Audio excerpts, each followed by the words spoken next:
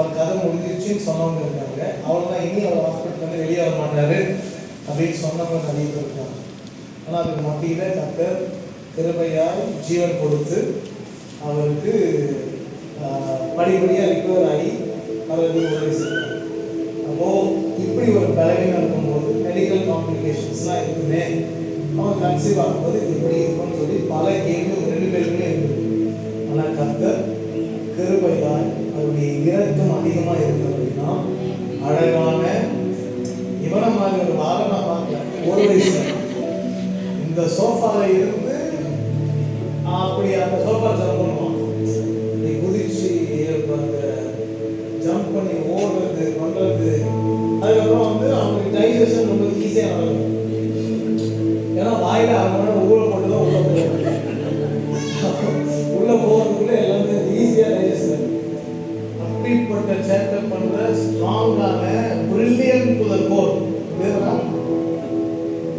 ஆமாம், நல்ல ஆண் பிள்ளையை கர்த்தர் கிருபையாய் மரணம் என்று எழுதப்பட்ட இடத்தில் அவைகளை கர்த்தர் மாற்றி ஒரு ஆண் பிள்ளையை கர்த்தர் கொடுத்திருக்கிறார். கர்த்தர் எவ்வளவு நல்லவர் இல்லையா? ஆமென். when everybody said yes, நம்ம பேசிக் கூட இதெல்லாம் சொல்லி மரணம்னு சொல்லப்பட்ட இடத்துல நாங்கள் ஒரு ஜீவனை கொடுக்கிறோம். ஆமென். எத்தனை குறைவுகள் இருந்தாலும் ஃபினான்ஷியலா வேலை பயங்கர கஷ்டம் இருந்தது, நெருக்கடி இருந்தது, அதுக்கப்புறம் புது வேலை மாறுது, அந்த வேலை கஷ்டமா இருந்தது. எனக்கு தெரியும், பர்சனலாக எனக்கு தெரியும். பெரிய வண்டி ஓட்டணும், இது எல்லாத்துக்கும் நடுவில் இன்னைக்கு எப்படியும் ஒரு 90 கடல் தாண்டி போனேன், 100 தாண்டி போனேன் அரௌண்டு. ஆமாம், அவ்வளோ கஷ்டத்தில் இருந்த டைம்ல இருந்து இவ்வளோ ஆண்டவர் வந்து ஏக ஒரு மாதம் சொன்னார், ஏகதேசம் எல்லாத்தையும் முடிக்கிற மாதிரி அந்த அளவுக்கு ஆண்டவர் இந்த வருஷங்களில் இவ்வளவு நன்மையை கொடுத்திருக்கிறார். கை வைத்து ஆண்டவர் நன்றி செலுத்துவோமா? Every new year I tell you, every new beginning, every new year is a new beginning. புதிய துவக்கம். இது சாமுவேல் மட்டும் இல்லை, இது சுரேஷுக்கு புதிய துவக்கம், விஜிலாவுக்கு புதிய துவக்கம்.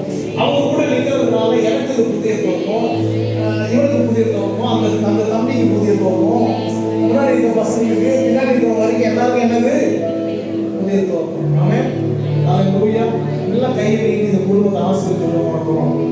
Anything that concerning them, whatever they have seen in the past, கடந்த காலத்துல அவங்க என்ன பார்த்திருக்காங்களோ, அவங்க வாழ்க்கை எப்படி இருந்ததோ, இந்த வருஷத்திலிருந்து இந்த புதிய துவக்கத்திலிருந்து இவர்கள் அடுத்த ஒரு டைமென்ஷனை பார்க்கத்தக்க விதத்தில் கர்த்தர்களை ஆசீர்வதிக்கிறோம்.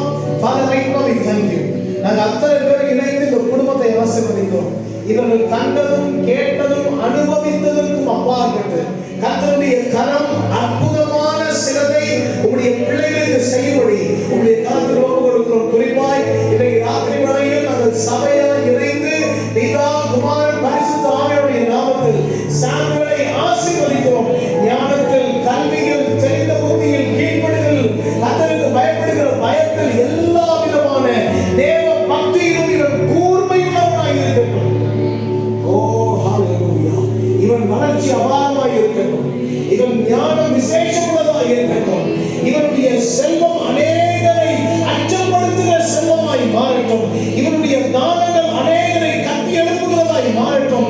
இவனுடைய அன்றைய கிருபை அநேகரை கண்டுகிற கிருபையாய் மாறட்டும் என்று நாங்கள் இணைந்து ஆசீர்வதிக்கிறோம்.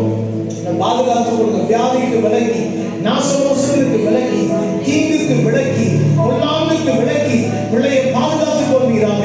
இவன் சபைக்கு, குடும்பத்திற்கு, சமுதாயத்திற்கு, அன்றைய தேசத்துக்கு இவன் பிரயோஜனமுள்ள ஆசீர்வாதமாய் இவன் மாறட்டும். கர்த்தருக்கு பயப்படுகிற பயமுள்ளவர்களுக்கு அவன் இரக்கத்தை தலைமுறை தலைமுறையாய் தருகிறானே, அந்த இரக்கத்தை குடும்பமாய் சந்ததியாய் இவர்கள் அனுபவிக்கட்டும் என்று சொல்லி இவர்களை ஆசீர்வதிக்க கர்த்தரை செய்தபடியால் ஸ்தோத்திரம். இயேசுவின் நாமத்தில் பிதாவே.